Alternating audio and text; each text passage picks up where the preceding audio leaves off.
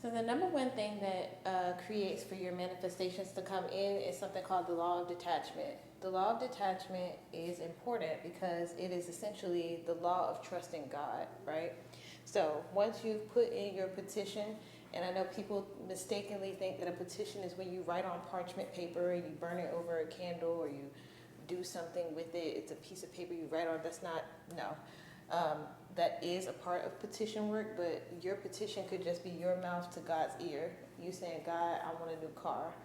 And then you need to go and do the work of going to pick out the car. You don't need to figure out how you're going to pay the car note. You don't need to figure out how you're going to get the car insured. You don't need to figure out none of that shit. You need to figure out where you're going to park the car because you have to have somewhere to put it when you get it. And then you have to figure out, the stuff you want to do with the car, places you want to go. Not just, I get to go to work. We fucking know that. But where else do you want to go? Do you want to plan a road trip with you and your friends or your family?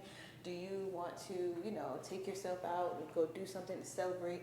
This is what you need to be doing. Don't focus on the, how. I've been to this dealership. This dealership denied me. They said the down payment was too hard. They said this. They said that. Who cares what man said? Okay?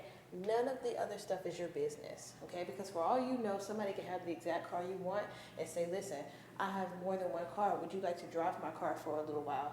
That's not giving you the car. It's not you having a car, but it's you getting closer. The steps are being open. As long as you're open, God is open, okay? As I stated yesterday, detachment works usually better when it's for someone else. But you can have discipline within yourself to have detachment. I promise you. You just need to work those muscles. Work your spiritual muscles, okay? Law of detachment also works with other things you don't want, right? So let's say, suppose you have an unruly coworker or somebody who's in your paradigm that you can't easily get away from. You can't just be like, oh, I'm moving, I hate my neighbor, or oh, I'm leaving this job because I don't like my coworker. You can set a petition for that person and then give it to God and say, listen, God,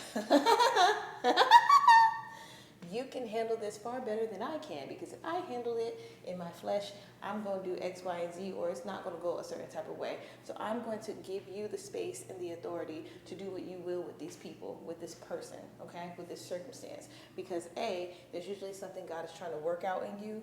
B, something they're trying to work out in the other person. Or C, something that could even be different than what you're thinking. This person who was your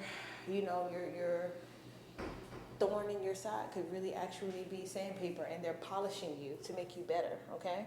And you could really have the wrong idea, or the other person could have the wrong idea. The long or the short is, you don't know, and you're not God, so you have to give God the space and the ability to do what they will, okay?